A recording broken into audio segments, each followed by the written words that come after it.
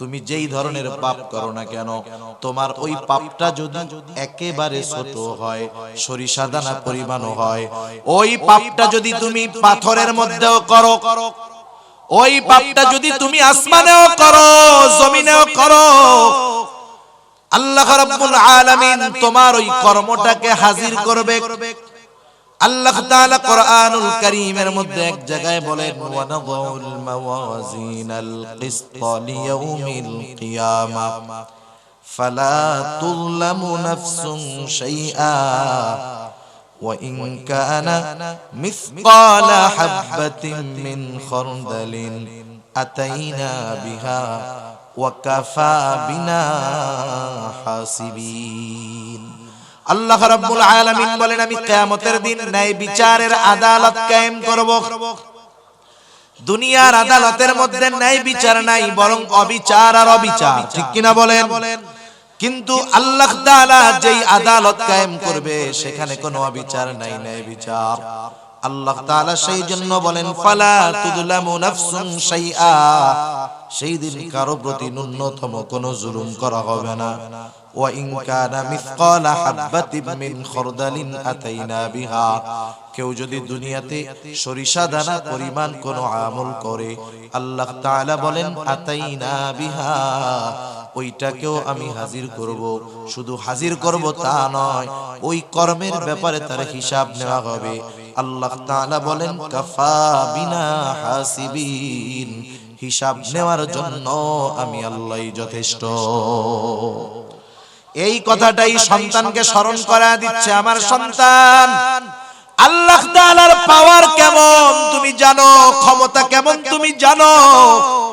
তুমি যদি দুনিয়ার মধ্যে কোনো আমল করো, ওই আমলটা যদি পাথরের মধ্যেও করো, এই আয়াতের তাফসীরে রাসূল আকরাম সাল্লাল্লাহু আলাইহি ওয়াসাল্লাম বলেন, হযরত আনাস রাদিয়াল্লাহু তাআলা আনহু থেকে বর্ণিত হাদিস, নবীজি বলেন, কোন ব্যক্তি যদি এমন পাথরের মধ্যে আমল করে যেই পাথরের কোনো দরজাও নাই, জানালাও নাই, দরজাও নাই, জানালাও নাই, এটা অসম্ভব, এরপরেও যদি কেউ ওই রকম পাথরের মধ্যে কোনো আমল করে যেই পাথরে প্রবেশ করার, বাহির হওয়ার কোনো জায়গা নেই, ওই পাথরের মধ্যেও যদি দুনিয়ার কোনো বান্দা সরিষা দানা পরিমাণ কোনো আমল করে, সেই আমলটাও কিয়ামতের দিন হাজির করবেন যিনি, তিনি কে? আমরা এখানে ব্যস্ততাকে উপেক্ষা করে বসেছি কিছু দুনিয়া আখিরাতের কল্যাণ অর্জনের কিছু আসবাব, কিছু জিনিস, কিছু জ্ঞান অর্জনের জন্য, ঠিক কিনা বলেন? বলেন তো, ওষুধ যদি মিষ্টি হয় কিন্তু ওই ওষুধে কোনো উপকার না থাকে, ওই ওষুধ মিষ্টি লাগতে পারে কিন্তু ওই ওষুধের দ্বারা কোনো উপকার হবে না। ওষুধ যদি তিতাও হয় কিন্তু ওই ওষুধের দ্বারা যদি আমার কল্যাণ হয়, উপকার হয়, ওই তিতা ওষুধ আমাদের জন্য উপকারী, ঠিক কিনা বলে? সেজন্য গ্রামের ভাষায় অনেক সময় বলে, জাতের মেয়ে কালো ভালো, নদীর পানি ঘোলাও ভালো। তা যাই হোক, আমরা কিছু উপকারী কথা শুনবো। আল্লাহ সুবহানাহু ওয়া তাআলা সে কথাগুলো আমাকে, আমাদের সকলকে আমলে পরিণত করার তৌফিক দান করুন। সম্মানিত উপস্থিতি, আল্লাহ সুবহানাহু ওয়া তাআলা আমাদেরকে এই দুনিয়াতে অজস্র নিয়ামত দান করেছেন। আল্লাহ প্রদত্ত নিয়ামত সমূহের মধ্যে অন্যতম নিয়ামত হলো সন্তান।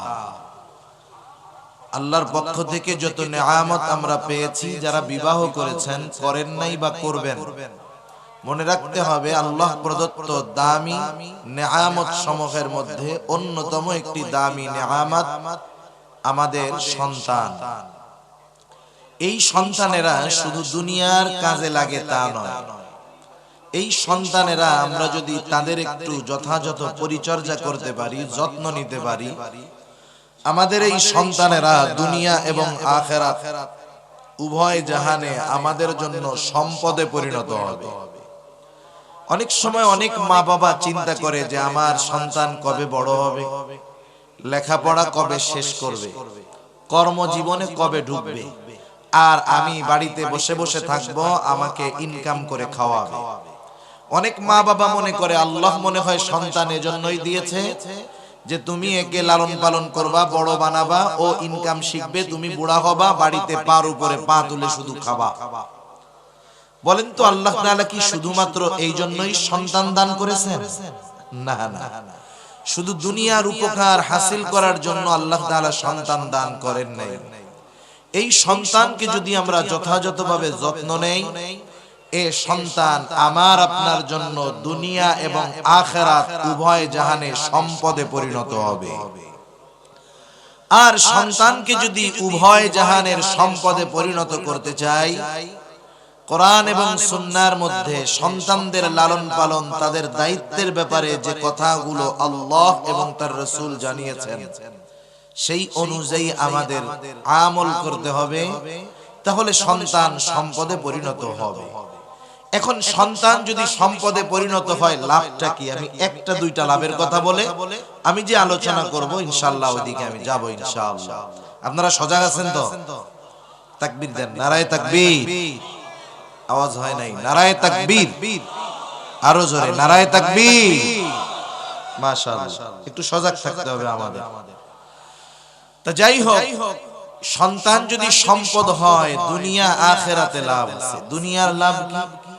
আপনারা হয়তো অনেকে জেনে থাকবেন, দেখে থাকবেন যে দুনিয়াতে এমনও মানুষ আছে যার ৩-৪টা সন্তান, সবাই উচ্চ শিক্ষিত। উচ্চ শিক্ষিত সবাই, কেউ আমেরিকায় থাকে, কেউ কানাডায় থাকে, কেউ ইংল্যান্ডে থাকে। এই বাবা তার সারা জীবনের সব সম্পদ ব্যয় করে ৩ সন্তানকে লেখাপড়া শিখিয়েছেন। কিন্তু আফসোস, এই বাবা যখন বার্ধক্যে উপনীত হলেন, এই উচ্চ শিক্ষিত অনেক সম্পদের মালিক ৩ সন্তান মা বাবার খোঁজ খবরও নেয় না, মা বাবার ব্যাপারে তাদের কোনো টেক কেয়ার নাই। বরং এমনও হয় অনেক মা বাবার উচ্চ শিক্ষিত সন্তান থাকার পরেও ওই মা বাবার শেষ জীবন বৃদ্ধাশ্রমে কাটাতে হয়। আছে না নাই? আমি আপনাদের খেদমতে অনেক উদাহরণ দিতে পারবো, উপমা দিতে পারবো, যে 5টা সন্তান তিনি সারা জীবনের সব উপার্জন ব্যয় করে দুনিয়াবি লাইনে সর্বোচ্চ শিক্ষিত বানিয়েছেন।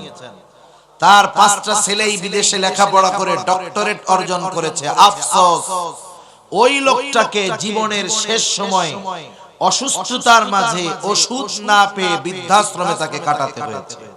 এখন বলেন, যেই বাবা এই সন্তানদের দুনিয়ার লাইনে উচ্চ শিক্ষিত করলো, অথচ দুনিয়াতেই ওই বাবা ওই সন্তানদের দ্বারা কোনো উপকার পায় নাই, তাহলে মরার পরে ওই সন্তানদের দ্বারা বাবা পরকালের উপকার পাবে, এটা কল্পনাও করা ভুল বিষয়। ঠিক কিনা বলেন? তাহলে আমরা চাই যে আমাদের সন্তান অনেক টাকা পয়সার মালিক না হোক, কিন্তু আমি যখন বার্ধক্যে উপনীত হব, হায়াত যদি থাকে, আমার সন্তান হয়তো আমাকে 10-15 প্রকারের তরকারি দিয়ে খাওয়াতে পারবে না, কিন্তু আমি যেমন ছোটবেলায় তাকে আদর স্নেহে বুকে লালন পালন করেছি, আমার সন্তান হয়তো আমাকে মরিচ ভর্তা দিয়ে খাওয়াবে, আলু ভর্তা দিয়ে খাওয়াবে, কিন্তু বার্ধক্যে আমার প্রতি তার স্নেহ, মোহাব্বত, ভালোবাসা, দরদ থাকবে। শুধু তাই না, প্রত্যেকটা বাবা যার মধ্যে ন্যূনতম ঈমান আছে, সে একথা চিন্তা করে, তার এটা চাওয়া, তার এটা আশা যে আমি মারা যাওয়ার পর আমার সন্তানেরা জানি আল্লাহ তাআলার কাছে আমার ক্ষমার জন্য দোয়া করে। এটা প্রত্যেকটা বাবা চায় কি চায় না? কিন্তু আমরা যা চাই সেই অনুযায়ী আমরা আমাদের সন্তানদেরকে প্রস্তুত করি না। আমি যদি চিন্তা করি, আমি একটা কলা গাছ লাগাইলাম, এইটা বড় হলে এই কলা গাছ দিয়ে আমি ফার্নিচার বানাবো, এটা সম্ভব? আমি যদি ফার্নিচার বানাতে চাই, তাহলে আমাকে ফার্নিচার যেই কাঠে হয় সেই গাছ লাগাতে হবে। আমি যদি আমার সন্তানদের দ্বারা দুনিয়া আখিরাত উভয় জাহানে উপকৃত হতে চাই, তাহলে সন্তানদেরকে সেইভাবে প্রস্তুত করতে হবে। কোন ভাবে? যেভাবে আল্লাহ এবং তার রাসূল আমাদেরকে জানিয়েছেন। আজকে আমরা সন্তানদের সম্পদে পরিণত করার জন্য কি করণীয়, এই বিষয়ে সূরা লোকমানের 2য় রুকু থেকে কিছু আলোচনা করব। হযরত লোকমান উনি ওনার সন্তানদেরকে কিছু উপদেশ দিয়েছেন, যেই উপদেশগুলো আল্লাহ তাআলার কাছে এত পছন্দনীয় হয়েছে যে আল্লাহ সুবহানাহু ওয়া তাআলা কোরআনুল কারীমে সূরা লোকমান, লোকমানের নাম দিয়ে একটা সূরা নাজিল করে ওই সূরার মধ্যে আমরা যদি সন্তানদের সম্পদে পরিণত করতে চাই কোন ধরনের নসিহত উপদেশ করা প্রয়োজন, আল্লাহ সুবহানাহু ওয়া তাআলা হযরত লোকমানের নসিহতগুলো আমাদের কাছে ওহী হিসাবে প্রেরণ করেছেন। সুবহানাল্লাহ। একথা মোটামুটি বলা যায়, যেই বাবা হযরত লোকমানের এই নসিহতগুলো তার সন্তানকে যথাযথভাবে করবে, তার সন্তান দুনিয়া আখিরাতে তার জন্য সম্পদে পরিণত হবে ইনশাআল্লাহ। সেজন্য যাদের সন্তান আছে আমরা তারাও শুনবো আমলের নিয়তে, যারা বিবাহ করি নাই আমরাও শুনবো এবং মনে মনে এই নিয়ত রাখবো আল্লাহ তাআলা যদি সন্তান দেন, আমি আমার সন্তানেরা যখন বুঝবে আমিও তাদেরকে এই নসিহতগুলো করব। আল্লাহ তাআলা হযরত লোকমানের নসিহতগুলো পছন্দ হয়েছে বিদায় ওহী হিসাবে ওই নসিহতগুলো আমাদেরকে আল্লাহ তাআলা জানিয়ে দিয়েছেন। প্রথমে আল্লাহ তাআলা হযরত লোকমানের পরিচয় তুলে ধরছেন। কেন? কারণ আপনাদের এই পিএম খালি এটা তো একটা ইউনিয়ন, তাই না? এই ইউনিয়নের একজন চেয়ারম্যান আছে, আপনারা সবাই চেয়ারম্যানকে চিনেন। চেয়ারম্যান সাহেবের সাথে দেখা হলে আপনারা সালাম বিনিময় করেন, তাকে সম্মান করেন। চেয়ারম্যান সাহেব কোনো কথা বললে গুরুত্ব সহকারে শুনেন। কেন? কারণ উনি যে চেয়ারম্যান তার পরিচয় আপনাদের চেনা আছে, জানা আছে, ঠিক কিনা? আপনারা তাকে চেয়ারম্যান এই কারণে গুরুত্ব দেন, সমীহ করেন, সম্মান করেন, তার কথার গুরুত্ব আরোপ করেন। কিন্তু আপনাদের এই চেয়ারম্যান বা যে কোনো ইউনিয়নের সম্মানিত চেয়ারম্যান যদি দেশের আরেক প্রান্তে যায়, আছেন কক্সবাজার, চেয়ারম্যান সাহেব গেলেন সেই পঞ্চগড়ের তেতুলিয়া, যেখানে তাকে কেউ চিনে না, বলেন তো তার কথাগুলো তার পরিচিত মানুষ, আপনাদের ইউনিয়নের মানুষ যেভাবে গ্রহণ করবে, গুরুত্ব দিবে, তাকে যেখানে চিনে না ওই পঞ্চগড়ে তার কথাগুলো কি পঞ্চগড়ের লোক সম আপনারা যতটুকু গুরুত্ব দিবেন ততটুকু গুরুত্ব দিবে? কেন? কারণ ওই এলাকার লোক ওনার পরিচয় জানে না। কিন্তু যখন মানুষ জানবে যে এই লোকটা বাংলাদেশের একেবারে পৃথিবীর সর্ববৃহৎ সমুদ্র সৈকত যেই কক্সবাজারে অবস্থিত, সেই কক্সবাজার সদরের একটা ইউনিয়নের সম্মানিত চেয়ারম্যান, বলেন তো পরিচয় জানার পর ওনার কথার গুরুত্ব তাদের মধ্যে আগের চাইতে বাড়বে না কমবে? তার মানে মানুষ যখন মানুষের পরিচয় জানতে পারে, চিনতে পারে, তার পরিচয় জানার পরে ওই ব্যক্তির গুরুত্ব, তার কথার গুরুত্ব মানুষের কাছে বেড়ে যায়। আল্লাহ তাআলা হযরত লোকমানের নসিহতগুলো বর্ণনা করার পূর্বে হযরত লোকমানের পরিচয়টা একেবারে সংক্ষিপ্ত সারে তুলে ধরতেছেন। আল্লাহ তাআলা বলেন, وَلَقَدْ آتَيْنَا لُقْمَانَ الْحِكْمَةَ أَنِ اشْكُرْ لِلَّهِ। আল্লাহ রাব্বুল আলামিন বলেন, আমি লোকমানকে হিকমত প্রদান করেছি। হিকমত হলো প্রজ্ঞা, দ্বীনের বুঝ, যেখানে যেটা করার দরকার উপস্থিত জ্ঞান। এক কথায় প্রজ্ঞা, দ্বীনের বুঝ, সত্য মিথ্যার পার্থক্য করার যোগ্যতা। আল্লাহ রাব্বুল আলামিন বলেন, আমি এই হিকমত, এই প্রজ্ঞা লোকমানকে প্রদান করেছি। তাফসীরের মধ্যে আসছে হযরত লোকমানের কাছে দুটো জিনিস পেশ করা হয়েছে, উপস্থাপন করা হয়েছে। একটা হলো নবুয়ত, আর একটা হলো হিকমত। হযরত লোকমানকে যখন ইচ্ছাধীন স্বাধীনতা দিয়ে দেওয়া হলো, লোকমান তুমি চাইলে হিকমত গ্রহণ করতে পারো, তুমি চাইলে নবুয়ত গ্রহণ করতে পারো। হযরত লোকমান হিকমতকে গ্রহণ করলেন। তবে নবুয়ত এটা যে সর্বোচ্চ মর্যাদাপূর্ণ একটি বিষয়, এরপরেও তিনি কেন হিকমত গ্রহণ করলেন? ওনাকে প্রশ্ন করা হলো, ও লোকমান, নবুয়তের মতো মর্যাদাপূর্ণ পদ পাওয়ার সুযোগ থাকার পরেও কেন আপনি হিকমতকে গ্রহণ করলেন? তিনি বললেন, শোনেন, নবুয়ত এটা যে মর্যাদাপূর্ণ একটি বিষয় কোনো সন্দেহ নাই, এই দায়িত্বটা আল্লাহ তাআলা আমাকে নিজের থেকে দেন নাই, বরং আমাকে নেওয়ার সুযোগ দিয়েছে।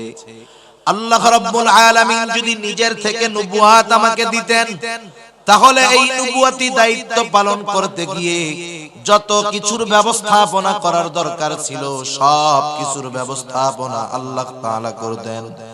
আর যদি এই নবুয়াতের দায়িত্ব আমি নিজের থেকে নিতাম, এই দায়িত্ব পালন করতে গিয়ে যদি আমার কোনো ত্রুটি বিচ্যুতি হতো, এই ব্যাপারে আল্লাহ তাআলার কাছে আমার জবাবদিহিতা করা লাগতো।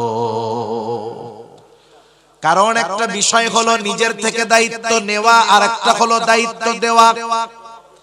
আপনাকে যদি কেউ কোনো দায়িত্ব দেয় যে তুমি এই দায়িত্বটা নাও, এই কাজটা করো, আপনি যদি অপারগতা প্রকাশ করে বলেন আমি পারবো না, কিন্তু সে আপনাকে দায়িত্ব দিয়ে বলল শোনো, চিন্তার কোনো কারণ নাই, তুমি এই দায়িত্ব নাও, তোমার এই দায়িত্ব পালনের জন্য যা করার দরকার সব ব্যবস্থাপনা আমি গ্রহণ করব। এখন বলেন তো, এই কাজ করতে গিয়ে, ওই দায়িত্ব পালন করতে গিয়ে আপনার যদি কোনো ত্রুটি বিচ্যুতি হয়, তাহলে আপনার বলার সুযোগ আছে যে দায়িত্ব তো আমি নিতে চাই নাই, আমাকে দেওয়া হয়েছে। আপনাকে তিরস্কার করার কোনো সুযোগ নাই। তবে ওই দায়িত্বটা যদি নিজের থেকে নেওয়া হয়, যদি বলা হয় এই কাজটা আমারে দাও, আমি পারি, আমি করব, নিজের থেকে দায়িত্ব নেওয়ার পর যদি কোনো ত্রুটি বিচ্যুতি হয়, তাহলে আমাকে আপনাকে তিরস্কার করা হবে। দায়িত্ব পালন করতে পারো না, দায়িত্ব নেওয়ার জন্য এত লাফাও কেন? ঠিক না? তাহলে দায়িত্ব দেওয়া আর নিজের থেকে নেওয়া এক বিষয় নয়।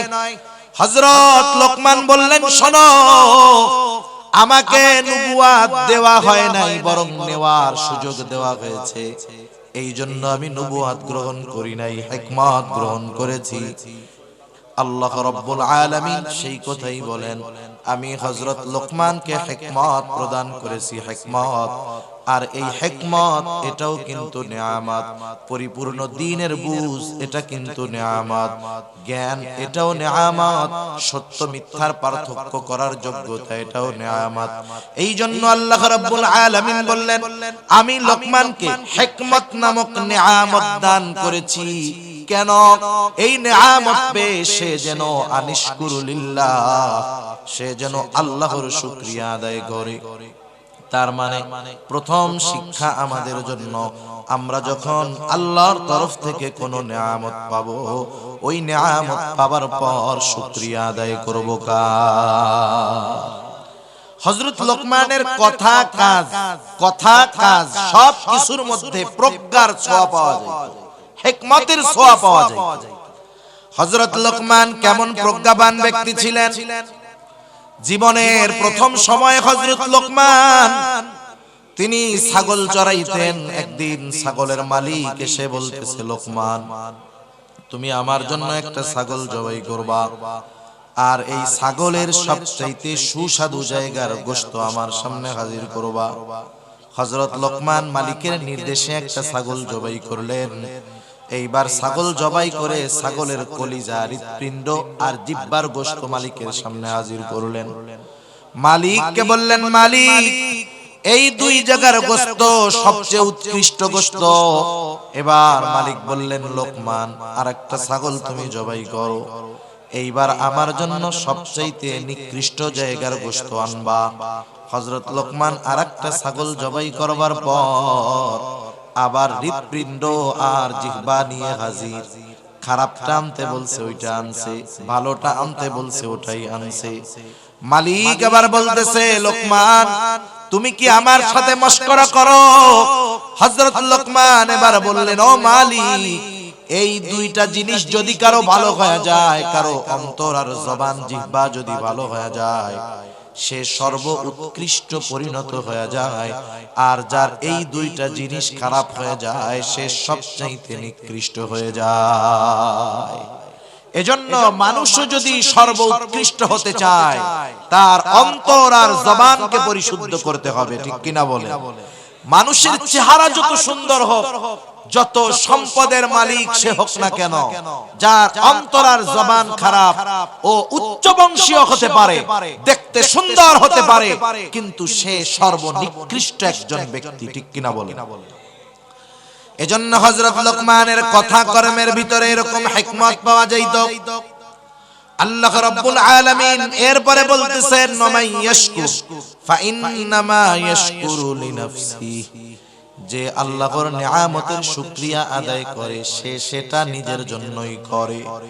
কারণ শুকরিয়া আমরা যদি আদায় করি, লাভ আল্লাহর নয়, লাভ কাদের? জোরে বলেন। আমাদের লাভ। এই কথাই আল্লাহ তাআলা বলেন, ওয়ামাই ইয়াশকুর ফাইন্নামা ইয়াশকুরু লিনাফসিহি, যে আল্লাহর কৃতজ্ঞতা প্রকাশ করে সে সেটা নিজের জন্যই করে। কারণ আমরা যদি নিয়ামতের শুকরিয়া আদায় করি, আমাদের সকল নিয়ামত যিনি বাড়ায়া দিবেন তিনি কে? আল্লাহ রাব্বুল আলামিন আরেক জায়গায় বলেন, লাইন শাকারতুম লাযীদান্নাকুম ওয়া লাইন কাফারতুম ইন্না আযাবি লাশাদীদ। আল্লাহ রাব্বুল আলামিন বলেন, তোমরা যদি নিয়ামতের শুকরিয়া আদায় করো, আমি তোমাদের নিয়ামত আরো বাড়ায়া দিব। ওয়ালা ইন কাফারতুম, তোমরা যদি নিয়ামতের নাশকরি করো, জেনে রাখো ইন্না আযাবি লাশাদীদ, আমার আযাব বড় শক্ত, আমার আযাব বড় কঠোর। তাহলে যে কোনো ধরনের নিয়ামত পাইলে শুকরিয়া আদায় হবে কার? আমি সুস্থ আছি, এটা নিয়ামত, শুকরিয়া আদায় করব কার? আমি বুঝি দ্বীনের উপরে চলতে পারি, আসতে পেরেছি, চলতে পারতেছি, এটা নিয়ামত, শুকরিয়া আদায় করব কার? আল্লাহ তাআলা আমাকে ইলম দিয়েছেন, জ্ঞান দিয়েছেন, নিয়ামত, শুকরিয়া আদায় হবে কার? আল্লাহ তাআলা। এরপরে আল্লাহ তাআলা বলেন, ওয়ামান কাফারা ফাইন্নাল্লাহা গানিয়্যুন হামিদ। আল্লাহ তাআলা বলেন, যারা কুফরি করে নিয়ামতের শুকরিয়া আদায় করে না। কারণ আমরা যদি নিয়ামতের শুকরিয়া আদায় করি, লাভ আমাদের। সারা দুনিয়ার মানুষ যদি আল্লাহর নিয়ামতের শুকরিয়া আদায় না করে, কুফরি করে, আল্লাহর কসম সারা পৃথিবীর মানুষ যদি নাশকরগুজার হয়ে যায়, আল্লাহ তাআলার কোনো লস নাই। লস আছে নাকি? আবার সারা পৃথিবীর মানুষ যদি শুকরগুজার হয়ে যায়, আল্লাহ তাআলার কোনো লাভ আছে নাকি? তাহলে আল্লাহ তাআলার কোনো লাভ নাই, লস নাই। শুকর আদায় করলে লাভ আমার, না করলে ক্ষতি আমার।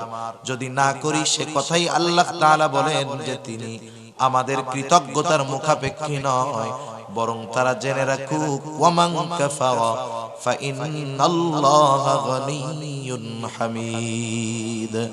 যারা নাশকরি করে, আল্লাহ তাআলা বলেন তারা জেনে রাখুক, ফাইন্নাল্লাহা, নিশ্চয়ই আল্লাহ, গানিয়্যুন হামিদ, অমুখাপেক্ষী এক সত্তা, সপ্রশংসিত সত্তা। এই জন্য শুকরিয়া যদি আদায় করি, লাভ আমাদের। এই আয়াতের মধ্যে মূল মেসেজটা কি, মূল খবরটা কি? আল্লাহ তাআলা আমাদেরকে মূলত এই বিষয়টা জানাতে চান যে হযরত লোকমান একজন শুকরগুজার বান্দা ছিলেন। হযরত লোকমান শুকরগুজার বান্দা ছিলেন। আমরা একজন মানুষের ব্যাপারে বলতে পারি উনি বড় আবেদ, উনি বড় শুকরগুজার বান্দা। আমরা বলতে পারি আমাদের দেখার দৃষ্টিকোণ থেকে আসলে উনি বড় আবেদ না উনি বড় শুকরগুজার বান্দা, এ খবর জানে কে? যেই আল্লাহর শুকরিয়া আমরা আদায় করব, সেই আল্লাহ বলতেছে যে হযরত লোকমান সে একজন শুকরগুজার বান্দা। এর দ্বারা হযরত লোকমান কতটা জ্ঞানী ছিলেন, কতটা গুরুত্বপূর্ণ ব্যক্তি ছিলেন, আল্লাহ তাআলা এটা আমাদেরকে জানিয়ে দিলেন। কথার কথা ধরেন, আপনাদের এমপি সাহেব, আপনারা কেউ তাকে চিনেন না। এমপি সাহেবের সাথে একজন লোক ঘুরে, তাকে আপনারা কেউ চিনেন না। আপনাদের এমপি সাহেবকে তো সবাইকে চিনেন। মনে করেন উনি এখানে আসলেন, বসলেন, পাশে একজন অপরিচিত ব্যক্তি, হাজার হাজার মানুষ। তখন এমপি সাহেব যদি ওই অপরিচিত লোকটাকে পরিচয় করায় দেয় যে শোনেন, এই যে লোকটারে দেখতেছেন, লোকটা কিন্তু আমার খুব আস্থাভাজন ব্যক্তি, আমার খুব বিশ্বস্তের ব্যক্তি। বলেন তো, একটু আগে তো চিনতেন না। এমপি সাহেব যখন বলল যে আমার আস্থাভাজন ব্যক্তি, এরপর থেকে ওই লোকের কথার গুরুত্ব আপনাদের কাছে থাকবে নাকি থাকবে না? তার মানে এমপি সাহেব তার উপরে সন্তুষ্ট, বলতেছে যে আমার খুব কাছের মানুষ, আমার খুব বিশ্বস্ত ব্যক্তি।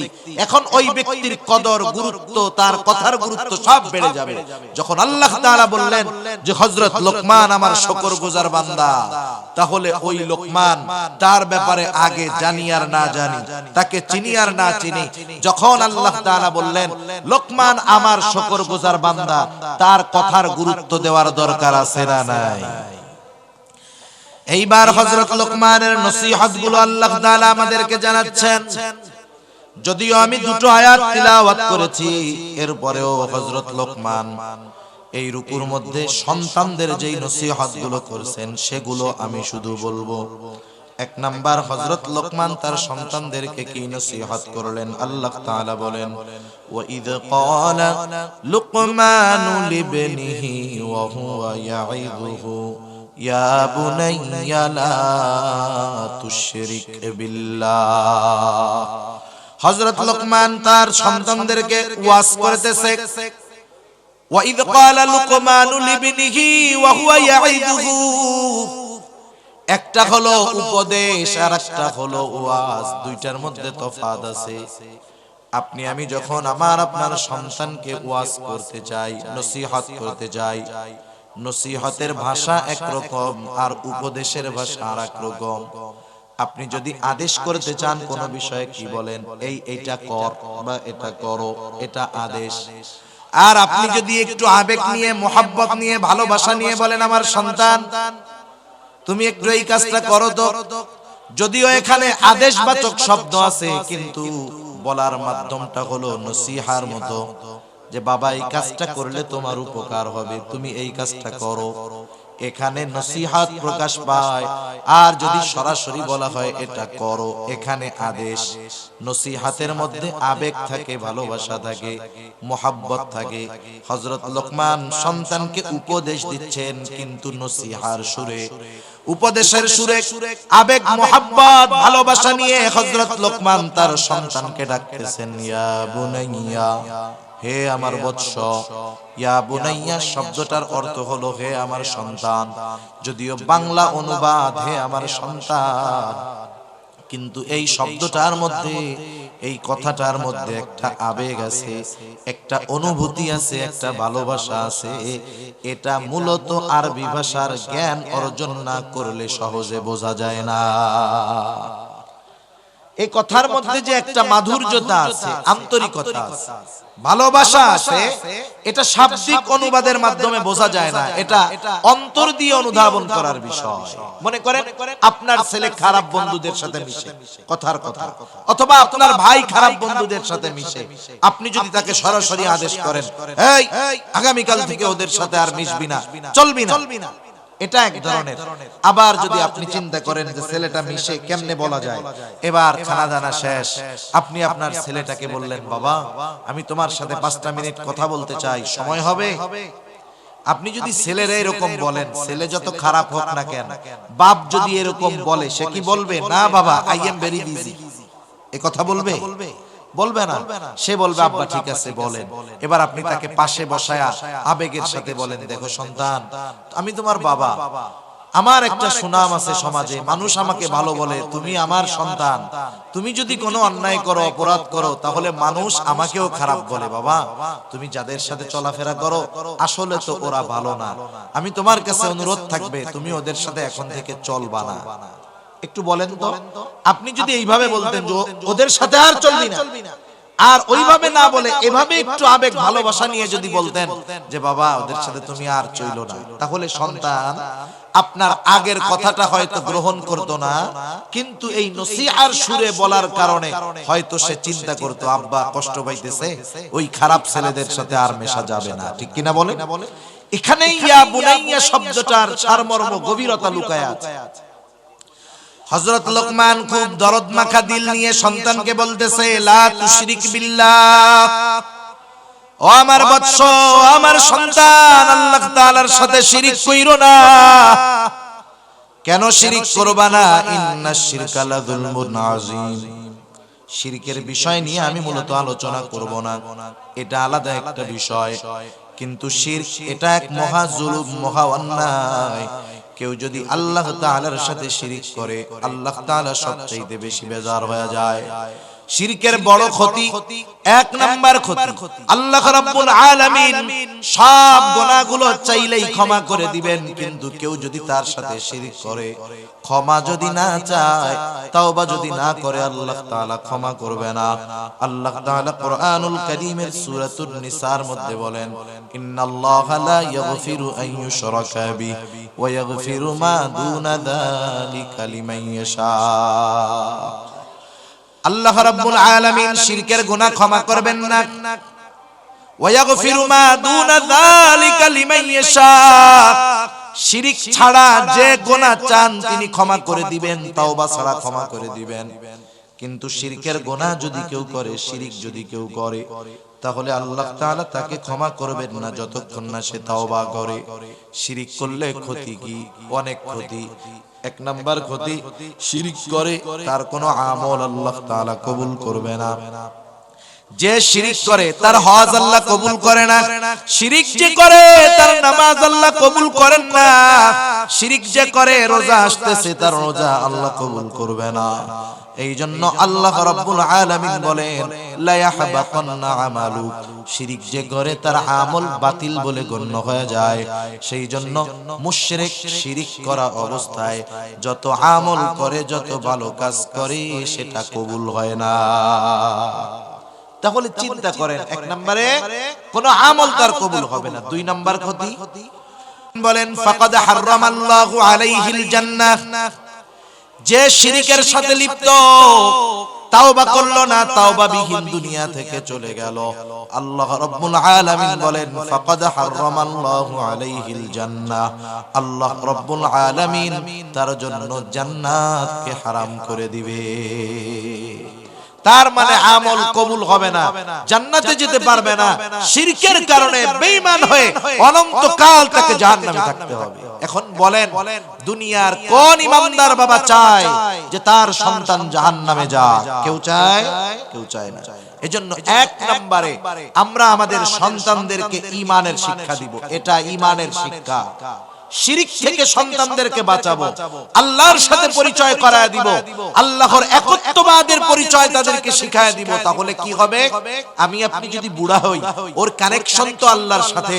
ও বুড়া কালে আমাদেরকে বৃদ্ধাশ্রমে দিবে না, মরার পরে কবরে শোয়া রাখার পরে আর খোঁজ খবর নিবে এমন নয়, নিবে না এমন নয়, বরং আল্লাহর সাথে পরিচয় হওয়ার কারণে দুনিয়ার যেই প্রান্তে ওই সন্তান থাকুক না কেন, আল্লাহ তাআলার কাছে সে তার মা বাবার জন্য দোয়া করবে। ঠিক কিনা বলেন?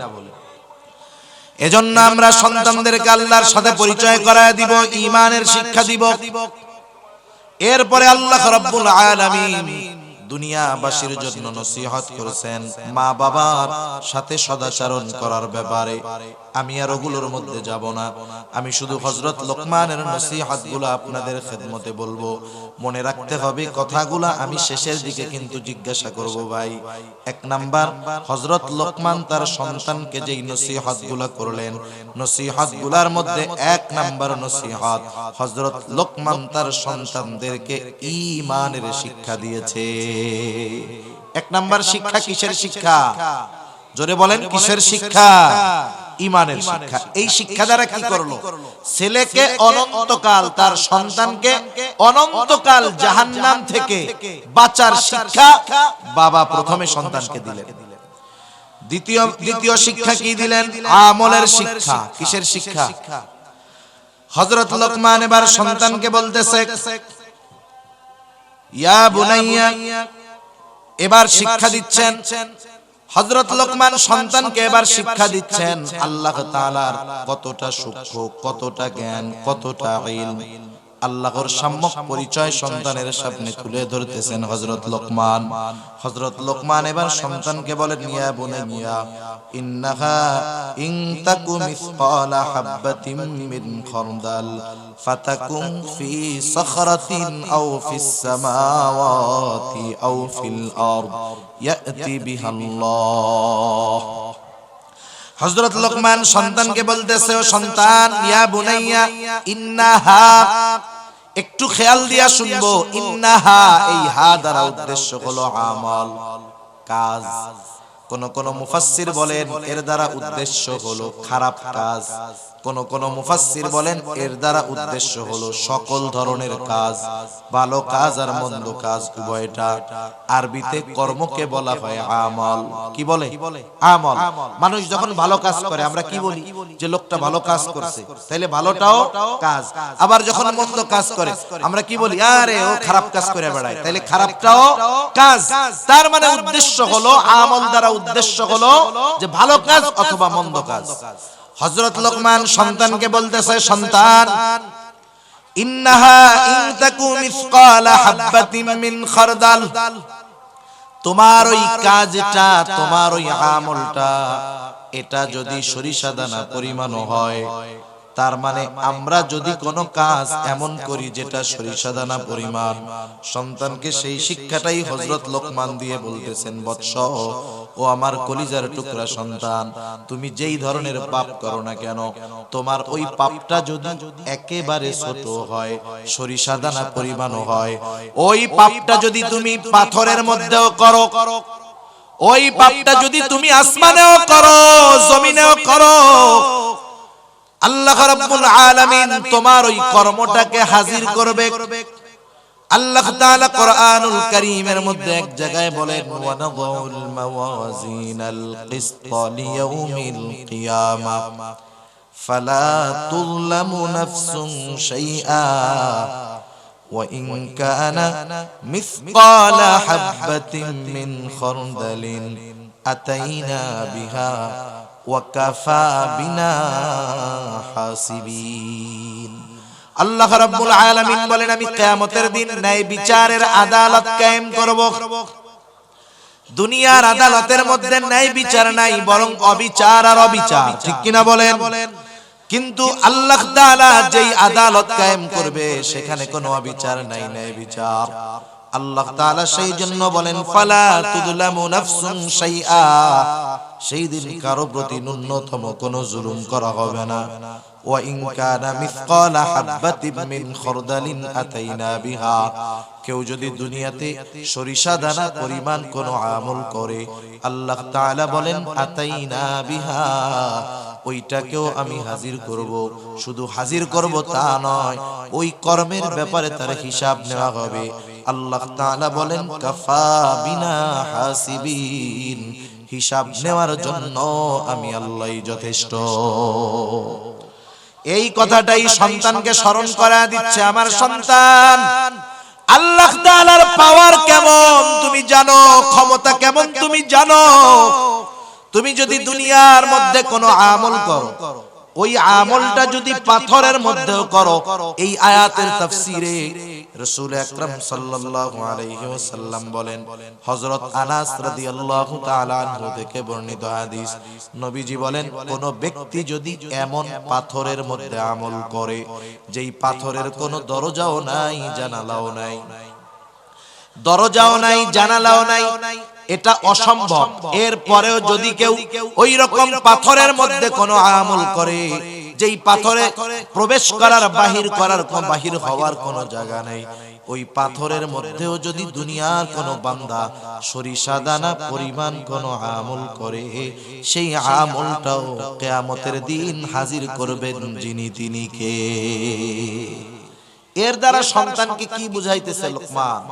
বুঝাচ্ছে, সন্তান, তুমি হয়তো আমার সামনে ভালো কাজ করবা, কারণ বাবার সামনে তো ছেলে সিগারেট খাবে না, খাবে, গাঁজা খাবে, খারাপ কাজ করবে, ইফটিজিং করবে, বাবার সামনে করবে? বলেন, করবে না। তুমি হয়তো আমার সামনে ভালো কাজ করবা, কিন্তু আমার অগোচরে হয়তো মন্দ কাজ করবা, হয়তো একাকী ঘরের মধ্যে গুনাহ করবা।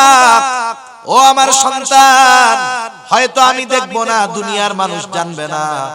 তুমি যদি একাকীও করো, রাতের আধারেও যদি করো, নীরবে নিভৃতে ঘরের দরজা লাগায়া যদি তুমি কোনো আমল করো, সেটা ভালো হোক আর মন্দ হোক, তোমার ওই আমলের ব্যাপারে দুনিয়ার কারো খবর নাই, কিন্তু খবর আছে কার কাছে? এই কথাই হযরত লোকমান বলেন, ও আমার সন্তান, তোমার ওই আমলটা, সেটা যদি পাথরের মধ্যেও হয়, আসমানেও যদি করো, জমিনেও করো, ওই আমলটা আল্লাহ রাব্বুল আলামিন হাজির করবে কেন করবে? ইন্নাল্লাহা লতীফুন খবীর, নিশ্চয়ই আল্লাহ তাআলা হলেন সব কিছুর খবর তো রাখেন, তিনি হলেন সূক্ষ্ম দ্রষ্টা। তার মানে দুনিয়ার মানুষ যেটা শুনতে পায় না শুনে কে? দুনিয়ার মানুষ যেটা দেখতে পায় না দেখে কে? এই কথা যদি আমি আপনি আমার আপনার সন্তানের মগজের মধ্যে ঢুকায়া দিতে পারি, চিন্তার মধ্যে ঢুকায়া দিতে পারি, তাহলে আশা করা যায় সন্তান যদি আমার আপনার সামনে নাও থাকে, সে যেখানেই যাক না কেন পাপ করবে না, গুনাহ করবে না, কারণ তার অন্তরের মধ্যে বিশ্বাস আমি একাকীও যদি গুনাহ করি দেখবে কে? তাহলে হযরত লোকমান দ্বিতীয়তে আল্লাহ রাব্বুল আলামিনের ক্ষমতা সম্পর্কে জানাইলেন। 3 নাম্বার, হযরত লোকমান তার সন্তানকে আমলের শিক্ষা দিচ্ছেন, আমলের শিক্ষা।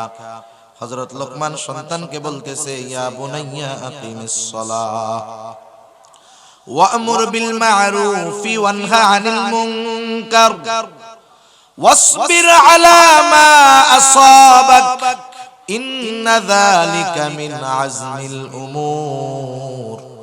হযরত লোকমান তার সন্তানকে বলতেছে, হে আমার বৎস, নামাজ কায়েম করো। নামাজ হলো ঈমানের পরে সবচেয়ে গুরুত্বপূর্ণ আমল। হযরত লোকমান তার সন্তানকে নামাজের আদেশ দিচ্ছে। হাদিসের মধ্যে আসছে, আল্লাহর রাসূল সাল্লাল্লাহু আলাইহি ওয়াসাল্লাম বলেন, তোমরা তোমাদের সন্তানদের 7 বছর বয়স হলে নামাজের আদেশ দাও, আর 10 বছর বয়স হলে নামাজ না পড়লে প্রহার করো আর বিছানাটা আলাদা করে দাও। নামাজের আদেশ কয় বছর বয়সে? 7। কয় বছর বয়সে? আপনাদের ঘুম আসতেছে? তাকবীর দেন, নারায়ে তাকবীর। আরে কি দেন, আপনাদের তো আরো জোশ বেশি হওয়ার। নারায়ে তাকবীর। নাকি চিন্তা করতেছেন হুজুর আপনি একা করতেছেন ওয়াজ, এটা শুনবো কি? ওইদিকে থেকে তো আওয়াজ আছে, ওইটাও একটু শুনি। 2 ওয়াজ একসাথে শোনার দরকার নাই, একটাই শুনাই। তাহলে দেখেন, ঈমানের পরে সবচাইতে গুরুত্বপূর্ণ কাজ হলো নামাজ। 7 বছর বয়স যখন হবে সন্তানের, নামাজের আদেশ দিতে হবে। নবীজি সাল্লাল্লাহু আলাইহি ওয়াসাল্লাম বলেছেন 10 বছর বয়স হলে নামাজ না পড়লে প্রহার করতে হবে। এখন বুঝে থাকলে বলেন, আপনি যদি কাউকে কোনো বিষয়ে আদেশ করতে চান, যেই বিষয়ে তার জানা নাই, ওই বিষয়ের কাজ বা তার অভিজ্ঞতা নাই, বলেন তো জানার পরেও আপনি যদি সেই কাজের ব্যাপারে তাকে আদেশ করেন, কাজটা ঠিক হবে? ঠিক হবে না। আপনার ছেলে, আপনার সন্তান যেই কাজটা পারে না, আপনি তাকে যেটা শেখান নাই, সেই কাজের ব্যাপারে তাকে যদি আদেশ করেন, এটা তার উপরে জুলুম করা হবে। তাহলে যে কোনো জিনিস আদেশ করার জন্য যাকে আদেশ করা হবে তাকে আগে শেখাতে হয়, অভ্যাস করাতে হয়। এখন বলেন, 7 বছরে যদি সন্তানকে নামাজের আদেশ দিতে হয়, নামাজ শেখাতে হবে 7 বছরের পরে না আগে? আর অনেক আগের থেকে শেখাতে হবে। তার মানে আপনি তাকে 5 বছর থেকে কমপক্ষে নামাজে অভ্যস্ত করবেন। মাঝে মধ্যে মসজিদে নিয়ে যাবেন, মাঝে মধ্যে সুন্নাত নফল নামাজ ঘরে পড়বেন। ছোট বাচ্চা, 2 বছরের বাচ্চাও যদি হয়, কোন বাবা যদি ঘরে নামাজ পড়ে সুন্নাত নামাজ, ওই বাচ্চা 2 বছরের বাচ্চা হলেও দেখবেন বাবার সাথে দাদার সাথে আইসা রুকু দেয়, সেজদা দেয়। তার পরনে কোনো কিছু না থাকুক, মাথার মধ্যে একটা টুপি লাগায়া সেও নামাজের মতো অভিনয় করে। ঠিক কিনা বলেন? আপনি যখন এই সুন্নাত পড়লেন ঘরে, কারণ আমাদের মা বোনেরা সাধারণত ঘরের কোণে নামাজ পড়েন, নিরিবিলি জায়গায় যেখানে আলো কম। কিন্তু কোন পুরুষ যখন ঘরে নামাজ পড়ে ঘরের কোণায় যায় না, সে বারান্দায় নামাজ পড়ে, খোলা জায়গায় পড়ে। আপনি যখন সুন্নাত নামাজটা ঘরে পড়বেন, নফল নামাজটা ঘরে পড়বেন, আপনার সন্তান, আপনার ভাতিজা, আপনার ভাগ্নে, আপনার নাতি, সে এসে আপনার পাশে নামাজের অভিনয় করবে, সে নামাজে অভ্যস্ত হবে। কারণ বড়রা যেই কাজটা করে ছোটরা দেখে শুনে আর মনে করে ওটাই মনে হয় ভালো। ঠিক না? দেখবেন এটা বাচ্চাদের অভ্যাস। এইবার আরেকটু বড় যখন হলো, 3 বছর 4 বছর বয়স, 4 4.5 বছর বয়স, এখন সে ভালো মন্দ বলতে পারে, প্রস্রাব পায়খানা আসলে বলতে পারে। 5 বছর বয়স হয়ে গেছে, এখন আপনি তাকে নিয়ে মসজিদে যাবেন, এটা হবে তার অভ্যাস। 5 বছরের বাচ্চা মসজিদে প্রস্রাব পায়খানা করবে না, প্রস্রাব পায়খানা করলে আব্বাকে ডাকবে, বলবে। আমাদের সমাজে এই বিষয়টা নাই। ছোটদেরকে মসজিদে নেওয়ার অভ্যাস না করার কারণে ওই ছোট ছেলেটা যখন বড় হয় ওর 2 পা ধরেও ওকে মসজিদে নেওয়া যায় না। আরব দেশে দেখেন না, ছোট ছোট বাচ্চাদের অনেক দূর থেকে গাড়িতে করে আব্বা নামাজ পড়তে নিয়ে এসে মসজিদে এনে ছেড়া দেয়। নামাজ ফরজ হয় নাই তাকে, ওকে নামাজ শিখতে হবে না, ও বড় হলে এক সময় ফরজ হবে না, ওর নামাজ ফরজ হবে না ওর উপরে। কিন্তু আফসোস, আমাদের দেশের কিছু পাকা মানুষ আছে, এরা একটু ছোটরা মসজিদে আসলে একটু চেঁচামেচি করলে মানুষজন রাগ হয়। আরে নবীজি একদিন নামাজ পড়াইতেছেন, সম্ভবত মাগরিবের নামাজ অথবা আসরের নামাজ। রাসূলুল্লাহ সাল্লাল্লাহু আলাইহি ওয়াসাল্লাম সিজদায় গেলেন। ইমাম সিজদা থেকে উঠতে বিলম্ব হচ্ছে। সাহাবায়ে কেরাম ভাবলো মনে হয় সিজদার মধ্যে কোনো ওহী নাজিল হইতেছে। আর নবীজি সাল্লাল্লাহু আলাইহি ওয়াসাল্লাম যখন কোনো নতুন ওহী নাজিল হতো, সাথে সাথে উপস্থিত সাহাবারা যারা থাকতেন তাদের সামনে নবীজি তিলাওয়াত করতেন আর বলে দিতেন এটা ওই সূরার অংশ, ওইটার সাথে যোগ করবা। রাসূলুল্লাহ সাল্লাল্লাহু আলাইহি ওয়াসাল্লাম নামাজ শেষ করলেন, সাহাবাদের দিকে ঘুরে বসলেন। সকলে চিন্তা করতেছে হয়তো নতুন কোন ওহী নাজিল হয়েছে, তিলাওয়াত করে নবীজি শোনাবে। কিন্তু নবীজি তো কিছু বলেন না। একজন উৎসুক সাহাবী নবীজিকে প্রশ্ন করলো, ইয়া রাসূলুল্লাহ, নামাজের ওই সিজদাটা অনেক দীর্ঘ করলেন, বিলম্ব করলেন, কোন ওহী নাজিল হয়েছিল নাকি? নবীজি সাল্লাল্লাহু আলাইহি ওয়াসাল্লাম বললেন, না, ওহী নাজিল হয় নাই। আমি যখন ওই রাকাতের সিজদায় গেলাম, নবীজির মসজিদের মিহরাব যেটা ছিল, নামাজ যে জায়গায় দাঁড়ায় পড়াইতেন, একেবারে সাথে সাথেই একটা দরজা, দরজার পাশেই নবীজির হুজরা। নবীজি সাল্লাল্লাহু আলাইহি ওয়াসাল্লাম রমাদানে ইতিকাফ করতেন।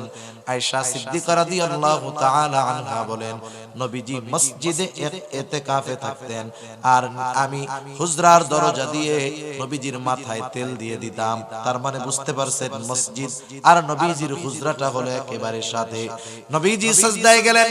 এইবার নবীজি বলেন, আমার নাতি হুসাইন, আমি যখন সিজদায় গেলাম আমার ঘাড়ের উপরে উঠে খেলা শুরু করে দিল। আমি দেখছি অনেক সময় বাসায় যখন কেউ নামাজ পড়ে, ছোট বাচ্চা ঘোড়ার মতো উপরে ওইটা নাচে, ওঠে না? এবার মা কি করে, ধাক্কা দিয়া ফেলায়, মানে ওর সাথে কুস্তি করে। আরে ওইটা খেলুক না, কারণ ছোট বাচ্চাদের অভ্যাস হইল ওরা এক কাজ অনেক সময় করে না। আপনি ছোট একটা বাচ্চাকে দিয়ে এক কাজ অনেক সময় করাতে পারবেন না। 2-3 মিনিট পর পর ওর খালি কাজ পরিবর্তন হয়।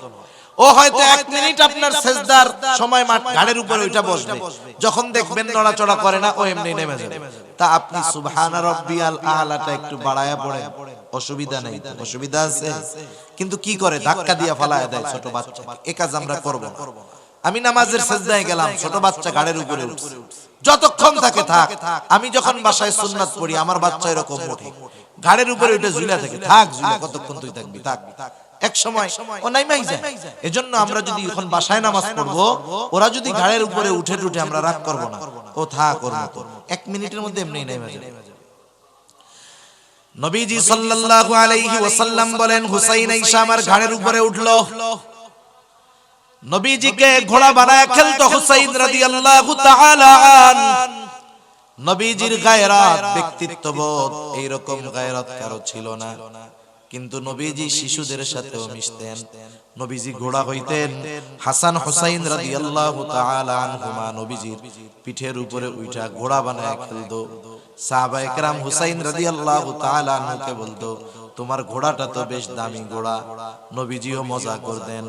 এইবার ওই ছোট বাচ্চা বোঝে না, নানা সিজদায় গেছে, ঘাড়ের উপরে ওইটা ঘোড়া বানায় খেলা শুরু করছে। নবীজি বললেন, আমি চাইলাম না সে তার খেলার ব্যাপারে অতৃপ্ত থাক। সে যতক্ষণ না তৃপ্ত হলো, আমি আমার সিজদাটাকে প্রলম্ব করে দিলাম, দীর্ঘ করে দিলাম। সে খেললো, তৃপ্ত হলো, আমার ঘাট থেকে নেমে গেল। এরপরে আমি সেজদা থেকে মাথা উঠাইলাম। বলেন তো আমাদের দেশে হইলে কি হইতো?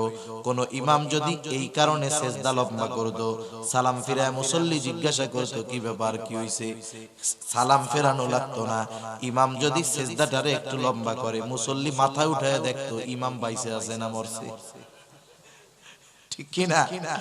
এরপরে যদি দেখতো যে ইমাম সাহেবের ছেলে ইমাম সাহেবের ঘাড়ের উপরে ওইটা খেলতেছে, সালাম ফেরানোর আগে ওই লোক কইতো কি নামাজ বাদ দিয়ে, হুজুর চাকরি আপনার শেষ, ওই দরজা দিয়ে বাইরে। আমাদের দেশে তো ইমামের চাকরি যাইতে টাইম লাগে না।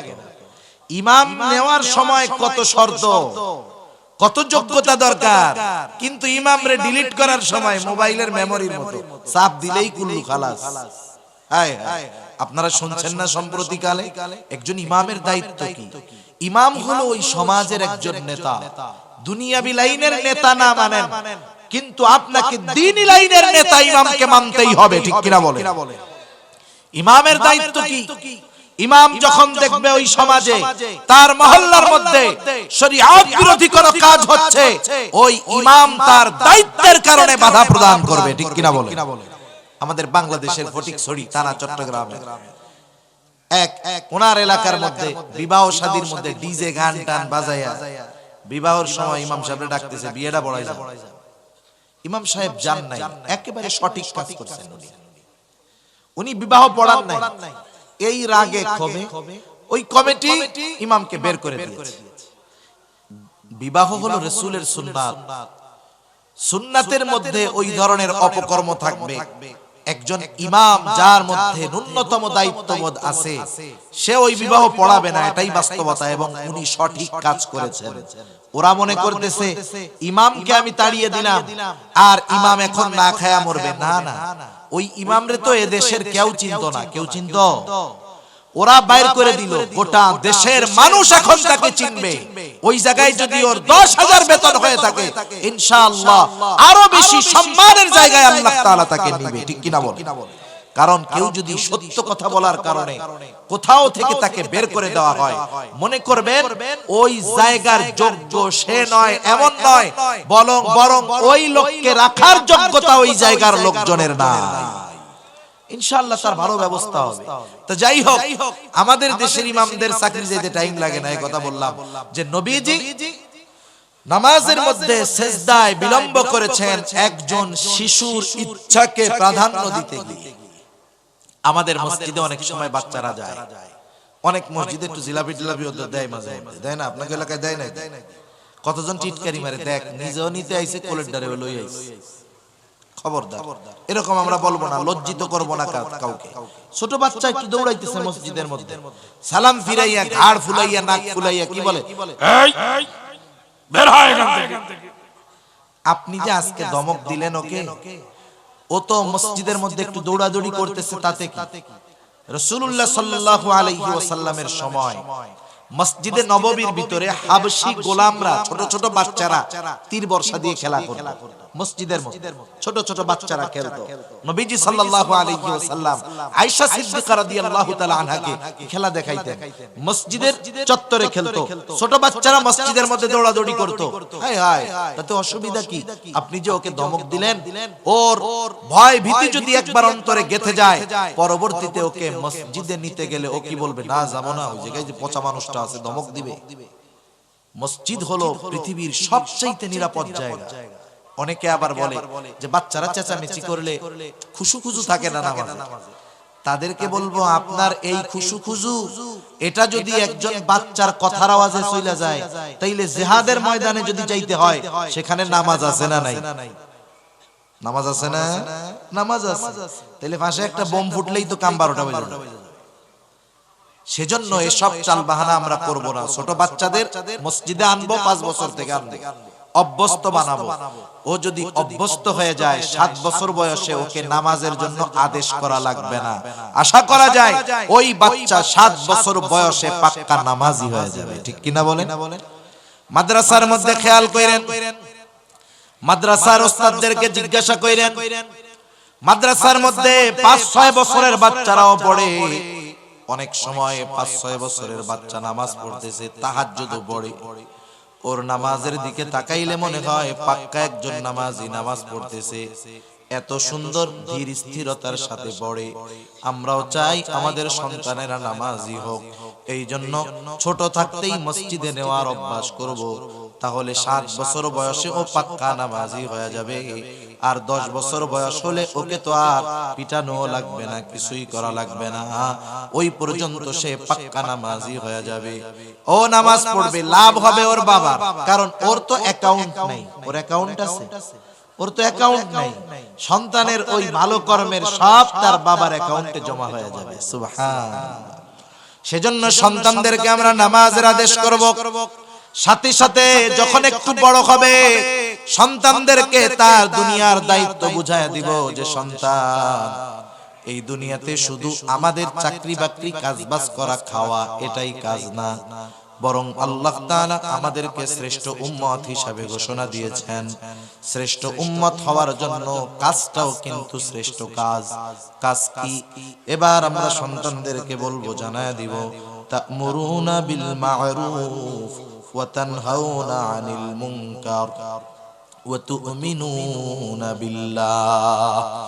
আল্লাহ রাব্বুল আলামিন বলেন, কুনতুম খায়রা উম্মাহ উখরিজাত লিন-নাস, তোমরা হলে শ্রেষ্ঠ উম্মত, তোমাদেরকে মানুষের কল্যাণের জন্য বের করা হয়েছে। কোন কর্মের ভিত্তিতে তোমরা শ্রেষ্ঠ উম্মত? তা'মুরুনা বিল মা'রুফ ওয়া তানহাউনা আনিল মুনকার, ভালো কাজের আদেশ, অসৎ কাজের নিষেধ, এইটা করতে হবে। সাথে সাথে ঈমান থাকতে হবে। ঈমানদার ভালো কাজের আদেশ করে, অসৎ কাজের নিষেধ করে, এই লোকটাই হলো শ্রেষ্ঠ উম্মত।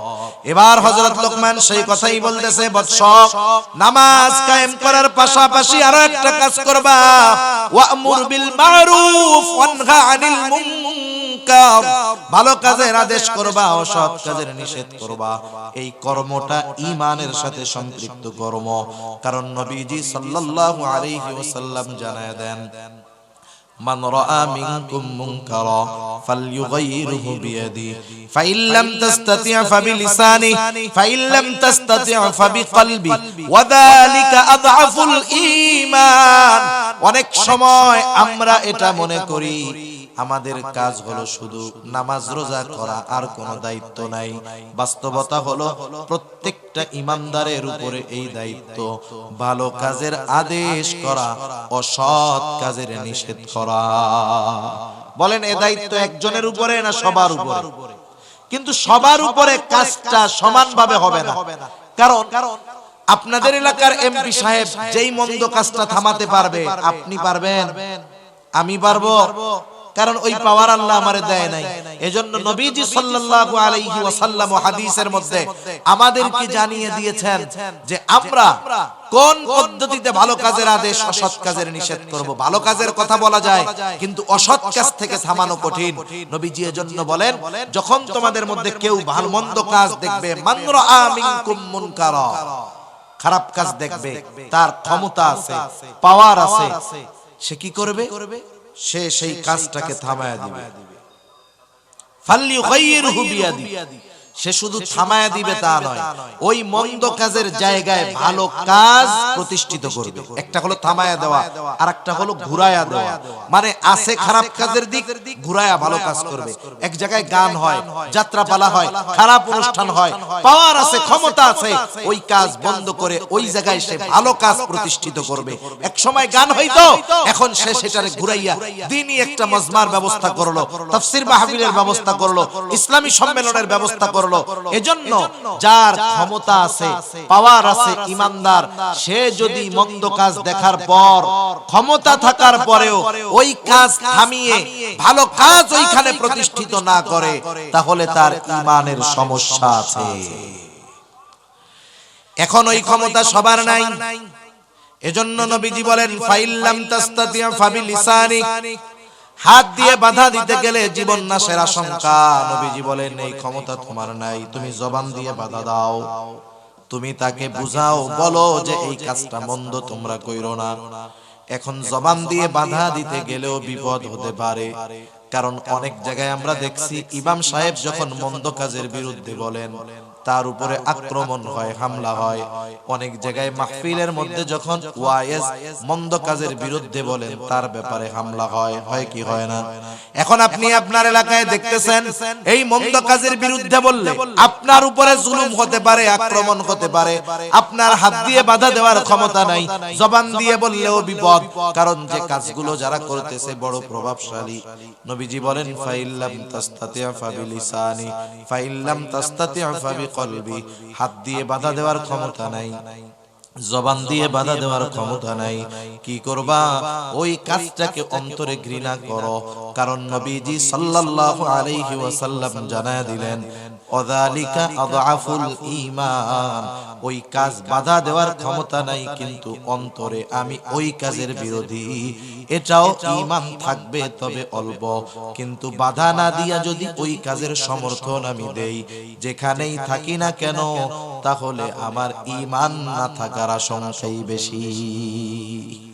সেজন্য যে কোনো কাজ, মন্দ কাজ, পাপের কাজ, এগুলো দেখলে বাধা দিতে না পারলে, মুখ দিয়ে বলতে না পারলে, কমপক্ষে অন্তরে ঘৃণা রাখবো। আল্লাহর কাছে বলবো, আল্লাহ আমার তো বাধা দেওয়ার ক্ষমতা নাই, আমার তো বলার ক্ষমতা নাই, আমি দুর্বল মানুষ, আয় আল্লাহ আমি আপনার গোসা থেকে আশ্রয় চাই, আমার সাধ্য নাই, আমি তাদের এই কাজের সমর্থন করি না।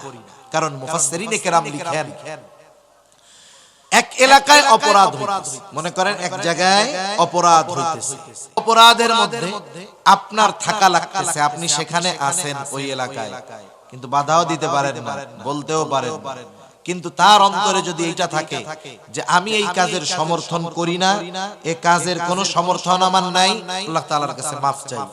ওই এলাকায় থাকার পরেও সে কেমন যেন ওই কাজের সাথে সম্পৃক্ত ছিল না বলে গণ্য হবে। কিন্তু আরেকজন আছে সৌদি আরব, উমরা করতে গেছে, দেশের থেকে যুবকেরা ফোন দিয়েছে যে 14ই ফেব্রুয়ারি আসতেছে ভাইজান, আমরা তো একটা কনসার্ট করতে চাই। আসতেছে না, এই গজবের এক দিবস বানাইছে, 14ই ফেব্রুয়ারি আসতেছে, আমরা তো একটা কনসার্ট করতে চাই। নেতা আছে উমরায়, নেতা কই আছে? আরে জোরে বলেন না, কোথায় আছে? উমরায় আছে। আপনি কি বলেন? উনি বলতেছে আমার তো উমরা শেষ করে আসতে 20 তারিখ হবে। আচ্ছা তোমরা করো। এখন উনি 20 তারিখে আসলেন উমরা কইরা, কত সুন্দর উমরা কইরা আসছে। 14 তারিখে গানের অনুষ্ঠান হইছে, উনি কি গানের অনুষ্ঠানে ছিল? আরে জোরে বলেন না, ছিল। কিন্তু এই অনুষ্ঠানের সমর্থন কি ছিল না?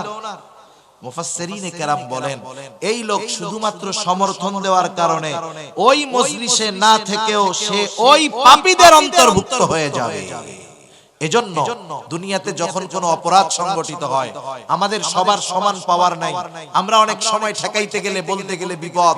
যদি অক্ষমতা থাকে, কমপক্ষে অন্তরে ওই কাজের বিরোধিতা যদি করি, ঈমানটা নিভু নিভু হলেও থাকবে। এজন্য হযরত লোকমান বললেন, সন্তান ওয়া'মুর বিল মা'রুফি ওয়ানহা আনিল মুনকার, ভালো কাজের আদেশ করো, অসৎ কাজের নিষেধ করো। ওয়াসবির আলা মা আসাবাক, ভালো কাজের আদেশ, অসৎ কাজের নিষেধ করতে গেলে বিপদ আপদ বালা মুসিবত আসতে পারে। ওয়াসবির আলা মা আসাবাক, এই কাজ করতে গিয়ে তোমার উপরে যদি কোনো মুসিবত আসে তুমি সবর করো। কেন? ইন্না যালিকা মিন আজমিল উমুর, কারণ আমার সন্তান এটা কিন্তু অনেক বড় কাজ। এরপরে হযরত লোকমান সন্তানকে সামাজিকতার শিক্ষা দিচ্ছেন। কিসের শিক্ষা? আরে বলেন না, কিসের শিক্ষা? মানুষের সাথে কিভাবে চলতে হবে, কিভাবে আচার আচরণ করতে হবে, হযরত লোকমান সন্তানকে শিক্ষা দিচ্ছেন। হযরত লোকমান সন্তানকে বলতেছেন, ওয়ালা তুসাইর খাদ্দাকা লিন-নাস ওয়ালা তামশি ফিল আরদি মারহা। হযরত লোকমান সন্তানকে বলতেছে, তুমি মানুষের থেকে মুখ ঘুরায়া কথা বইলো না, তার মানে অহংকারের সাথে মানুষের সাথে কথা বলো না। আল্লাহ রাব্বুল আলামিন কোরআনুল কারীমের ভিতরে অহংকারের পরিণতি বড় খারাপ জানায় দিয়েছেন। শুধু তাই না, নবীজি সাল্লাল্লাহু আলাইহি ওয়াসাল্লাম বলেন, লা ইয়াদখুলুল জান্নাতা মান কানা ফি কলবিহি মিসকালা হাববাতিন মিন কিবর, যার অন্তরের ভিতরে যারা পরিমাণ অহংকার থাকবে সে জান্নাতে প্রবেশ করবে না। কারণ অহংকার হলো ওই পাপ যা আসমান এবং জমিনের মধ্যে সর্বপ্রথম সংগঠিত হয়েছে। হিংসা আর অহংকার। আদম আলাইহিস সালামকে ইবলিস সিজদা না করার কারণ হলো হিংসা আর অহংকার। তাকাব্বুর, অহংকারের কারণে আদম আলাইহিস সালামকে সিজদা করে না ইবলিস, তার সব কিছু বাতিল হয়ে গেছে, চির লানত প্রাপ্ত হয়ে গেছে। সেজন্য অহংকার বড় খারাপ এক রোগ। আমরা অনেক সময় আমাদের সমাজে আছে একজন অনেক টাকা পয়সার মালিক, ধন দৌলত, গাড়ি বাড়ির অভাব নাই, সে তার গরিব মানুষ, আশেপাশের গরিব যারা অসহায় যারা, তাদেরকে তুচ্ছ তাচ্ছিল্য করে। আছে না নাই? অভাব নাই। যারা সম্পদওয়ালা তারাও সন্তানদের শিক্ষা দিবে, বাবা কোন সময় মানুষের সাথে খারাপ আচরণ করবা না। সে যত গরিব হোক, যত অসহায় হোক, যত নিম্ন শ্রেণীর হোক, ইসলামে শিক্ষা দেয় নাই। ইসলাম সম্পদ, সম্মান, বংশীয় মর্যাদার মাধ্যমে শ্রেষ্ঠত্ব নির্ধারণ করে নাই, বরং ইসলামে শ্রেষ্ঠত্ব তার বেশি যার তাকওয়া যত বেশি। ঠিক কিনা বলেন? এজন্য এই বিষয়গুলো খেয়াল রাখতে হবে। সন্তানদের শিক্ষা দিব যে টাকা পয়সা, গাড়ি বাড়ি, ধন দৌলত হইলেই গরিব মানুষকে কখনো তুচ্ছ তাচ্ছিল্য করবা না। হযরত লোকমান সন্তানকে সেই শিক্ষা দিলেন যে মানুষের সাথে অহংকার করবা না, নিজেরে বড় মনে করবা না, অপরকে ছোট মনে করবা না, সাথে সাথে কি করবা না, জমিনের উপরে দর্প ভরে তুমি পথ চলবা না। মানুষ দেখবেন বুক ফুলায়া রাস্তায় চলে, চলে না? কেন চলে জানেন? অহংকারের কারণে। জোরে জোরে পা ফলায়া চলে, অহংকারের কারণে। আল্লাহ তাআলা বলেন ওয়াকসিদ ফি মাশি, আল্লাহ রাব্বুল আলামিন বলেন যে তুমি উচ্চতায় কখনো পাহাড় সম হতে পারবা না, তুমি কখনো জমিনকে বিদীর্ণ করতে পারবা না। ওয়ালা তামশি ফিল আরদি মারাহা ইন্নাকা লান তাখরিকাল আরদা ওয়া লান তাবলুগাল জিবালা তুলা, তুমি কখনো জোরে পা ফেলে মাটিকে ফাটাতে পারবা না, উচ্চতায় কখনো পাহাড় সম হতে পারবা না। সেজন্য অহংকার কইরা দর্প ভরে হাইটো না। হযরত লোকমান সন্তানকে শিক্ষা দিচ্ছে যে মানুষের সাথে হাসি মুখে কথা বলবা, সদাচরণ করবা, অহংকারের সাথে কথা বলবা না, সাথে সাথে জমিনের উপরে অহংকারের সাথে তুমি পথ চলবা না। কেন চলবা না? ইন্নাল্লাহা লা ইউহিব্বু কুল্লা মুখতালিন ফাখুর, নিশ্চয় আল্লাহ রাব্বুল আলামিন মুখতাল আর ফাখুরকে পছন্দ করেন না। মুখতালকে, ফাখুরকে কষ্ট নয় আর 5 মিনিট থেকে 6 মিনিটের মধ্যে শেষ। মুখতালকে আর ফাখুরকে, মুখতাল হলো যে নিজেকে নিজে বড় মনে করে, মাঝে মধ্যে মনে মনে রসগোল্লা খায়, মনে মনে কি খায়? একা একা ভাবে আমি খুব ভালো আলেম, আমি খুব ভালো ওয়াইজ, আমি খুব ভালো যোগ্য ব্যক্তিত্ব, আমি খুব ভালো শিক্ষিত। একা একা ভাবে নিজের ব্যাপারে যে আমি খুব ভালো। এটা হলো মুখতাল। এটা কে বলেন? মুখতাল, যে নিজেকে নিজে বড় মনে করে। আর ফাখুর, যে অপরকে তুচ্ছ করে, নিজেরে বড় মনে করে, বলে ওর চাইতে আমি ভালো আলেম, ওর চাইতে আমি ভালো ওয়াইজ, ওর চাইতে আমি ভালো ব্যবসায়ী, ওর চাইতে আমি ভালো আবেদ। অপরকে তুচ্ছ করে, নিজেকে বড় মনে করে, এটা হলো ফাখুর। আল্লাহ তাআলা বলেন ইন্নাল্লাহা লা ইউহিব্বু কুল্লা মুখতালিন ফাখুর, নিশ্চয়ই আল্লাহ তাআলা মুখতাল আর ফাখুরকে ভালোবাসেন না। বলেন তো, একটা মানুষের দুনিয়ার সব কিছু আছে কিন্তু আল্লাহ তাকে ভালোবাসে না, দুনিয়া থাকার দ্বারা তার কোনো লাভ আছে নাকি? কারণ দুনিয়ার কিছু নাই, আল্লাহর ভালোবাসা যদি পায় কোনো অসুবিধা নাই। দুনিয়ার সব আছে কিন্তু আল্লাহর ভালোবাসা নাই, এ সম্পদ সম্মানের কোনো দাম নাই। কারণ আল্লাহর ভালোবাসা যে পাবে না তার ঠিকানা হবে জাহান্নাম। এরপরে হযরত লোকমান সন্তানকে শিক্ষা দিচ্ছেন, বৎস কিভাবে চলবা জমিনে।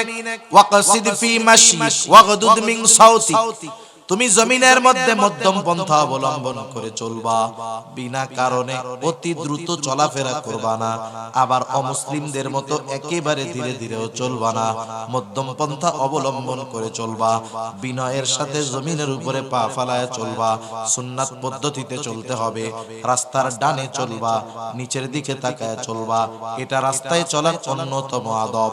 ডানে বামে তাকায়া উল্টা পাল্টা কইরা চইলো না, কারণ অনেক সময় দেখা যায় এই উল্টা পাল্টা কইরা চলার কারণে বিপদ আসে কি আসে না। ফোনে কথা কইতে কইতে রেল লাইনের মধ্যে দিয়া যাইতেছে, কতজন কাটা পড়ে মরে গেছে, অ্যাক্সিডেন্ট কইরা মরছে, বিনা কারণে দৌড় দিছে, সামনে গাড়ি বাইদা গেছে, বেঁধে মরে গেছে, হতে পারে। সেজন্য অপ্রয়োজনে বিনা প্রয়োজনে অতি দ্রুত চলবো না, একেবারে আস্তে ধীর স্থিরতার সাথেও চলবো না, আস্তে আস্তে পা ফেলবো, মধ্যম পন্থা অবলম্বন করে চলবো ইনশাআল্লাহ। এরপরে সন্তানকে বলতেছে, তুমি তোমার কণ্ঠস্বরকে উঁচু কইরো না, ওয়াগদুদ মিন সাউতি, কণ্ঠস্বরকে উঁচু কইরো না। আমাদের সমাজে যখন মানুষের সাথে মানুষের তর্ক বিতর্ক হয়, মাঝে মধ্যে হয় না, দুজনের মধ্যে তর্কাতর্কি হয়, কে জিতছে, জিতে কে কোন, ওইটা কয় যার গলা উঁচা বেশি, ও বলে আমি জিতছি, দেখছো আমার কথার সামনে কথাই কইতে পারে না। যেটা বড় গলা উঁচু করে কথা বলতে পারে ও মনে করে আমি জিতে গেছি। অথচ যারা বিনা কারণে উচ্চ স্বরে কথা বলে, এদের ব্যাপারে কোরআনুল কারীম বলতেছে যে তাদের কণ্ঠস্বর গাধার কণ্ঠস্বরের মতো, তাদের কণ্ঠস্বরকে গাধার কণ্ঠস্বরের সাথে তুলনা করা হয়েছে। এজন্য সন্তানদের শিক্ষা দিব, বিনয়ের সাথে কথা বলবা।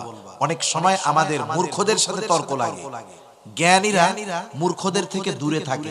জ্ঞানী যারা তারা কি বলে, রহমানের বান্দাদের গুণাবলীর মধ্যে একটা গুণাবলী হলো ওয়াইদা খাতাবাহুমুল জাহিলুনা ক্বালু সালামা, যখন তাদেরকে উদ্দেশ্য করে কোন জাহেল কিছু বলে তখন ওরা কি বলে, সালামা, শান্তি শান্তি। তার মানে ভাই ঠিক আছে ঠিক আছে, তুই জয়, যা যা যা, সে কোনো ভেজালের মধ্যে যায় না। আমরা যদি মনে করি যে আমি কথা না বইলা চলে আসলাম, হাইরা গেলাম, বিষয়টা এমন নয়। এখানে ওই চিল্লাচিল্লি যে করছে সেই হারছে, আর তার কণ্ঠস্বরকে গাধার কণ্ঠস্বরের সাথে তুলনা করা হয়েছে। ইন্না আনকারাল আসওয়াত লাসাউতুল হামির, নিশ্চয়ই সবচাইতে নিকৃষ্ট আওয়াজ হলো গাধার আওয়াজ। এখন আসেন আমরা আমাদের সন্তানদেরকে যদি হযরত লোকমানের এই নসিহত গুলো করি, ওয়াজ গুলো করি, আমাদের সন্তান সম্পদে পরিণত হবে, দুনিয়াও কাজে আসবে, আখিরাতেও কাজে আসবে। সেজন্য আজকের শিক্ষণীয় বিষয়, এক নাম্বার, আমরা আমাদের সন্তানদেরকে ঈমানের শিক্ষা দিব। আমি অনেক সময় নিজে দিতে পারি না, আমি ঈমান শিক্ষা দেওয়ার নিয়তে আমার সন্তানটাকে মাদ্রাসায় দিয়ে দেব, কারণ মাদ্রাসায় তাকে ঈমানের পরিচয় শেখানো হবে। সাথে সাথে আমিও তাকে নসিহত করব যদি আমি নিজে বুঝি। এরপরে আমরা তাকে আল্লাহর ক্ষমতা সম্পর্কে ছোটবেলা থেকে বিশ্বাস করাবো। ছোট বাচ্চাদেরকে যা বোঝানো হয়, যেই আকীদা, যে বিশ্বাস তার অন্তরে একবার গেঁথে যায় ছোটবেলায়, এ বিশ্বাস তার মধ্যে কাজ করে। কারণ আরবিতে একটা প্রবাদ আছে, প্রত্যেকটা জিনিস তার মূলের দিকে ফিরে আসে, প্রত্যেকটা জিনিস তার মূলের দিকে ফিরে আসে। ওই বাচ্চাটাকে যদি আমি আল্লাহর ক্ষমতা সম্পর্কে বিশ্বাস করাতে পারি, হয়তো শয়তানের ধোঁকায়, আল্লাহ না করুন, পাপাচারে লিপ্ত হতে পারে, কিন্তু জীবনের একটা সময় সে আবার তার মূলের দিকে ফিরে আসবে। দেখেন না, মানুষ যখন ঘুড়ি উড়ায় প্রথমে তো হাতেই থাকে, আস্তে আস্তে আস্তে আস্তে নাটাই থেকে সুতা ছাড়ে, কত দূর চলে যায় ঘুড়ি। যখন আবার সূর্য ডুবে যায়, সন্ধ্যা নেমে আসে, ঘুড়ির মালিক আবার টান দিয়ে ঘুড়িটারে হাতে নিয়ে আসে, ঠিক কিনা বলেন? এখন দেখেন, আমরা যদি সন্তানদের এই বিশ্বাস ঢুকায় দেই, আব্বু তুমি যে পাপ করো না কেন আল্লাহ তাআলা কিন্তু তোমাকে দেখবে, সব কিছু দেখে, যেখানেই করো না কেন কেউ না দেখলেও আল্লাহ দেখে, এই বিশ্বাস যখন তার মধ্যে ঢুকবে, সে যদিও শয়তানের ধোঁকায় পাপে জড়িয়ে যায়, এক সময় সে ওই বিশ্বাসের কারণে তার আসল, তার মূলের দিকে ফিরে আসবে। এজন্য আল্লাহর ক্ষমতা সম্পর্কে আমরা আমাদের সন্তানদেরকে শিক্ষা দিব। এক নাম্বার ঈমানের শিক্ষা, দুই নাম্বার আল্লাহর কুদরত, ক্ষমতার শিক্ষা, তিন নাম্বার ইবাদতের শিক্ষা। সব ইবাদতের মূল হলো নামাজ। যার নামাজ ঠিক হয়ে যায় তার দুনিয়ার বাকিগুলো আশা করা যায় ঠিক হবে, যদি নামাজ আল্লাহর জন্য হয়। কতজন নামাজ কিন্তু পড়ে নির্বাচনে ভোট পাওয়ার জন্য।